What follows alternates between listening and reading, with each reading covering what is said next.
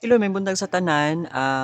I just want like to inform na sa lahat po na mayroong mga maintenance dyan, like high blood, like um, maintenance na mga gamot na sa bahay ninyo, lalo na mga kamag-anak nyo, lolo't lola nyo, mayroong tulong na ibinibigay ng DSWD dito sa Caraga or any DSWD na saan kayo ngayon na pwede kayong lumapit doon. Only you need to bring is um, one abstract or diagnosed sa doktor yung kondisyon o yung galing sa doktor kung ano yung sakit ng pasyente.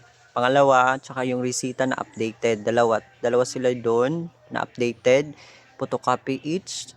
And then one valid ID sa pasyente at sa nagpa-process. Yun lang yung mga requirements.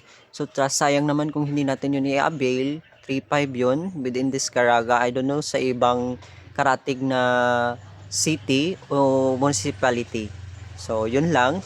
Hope na ito'y makatulong at nararapat natin itong i-avail dahil tax to at budgeted to galing sa gobyerno. Ron Preacher here.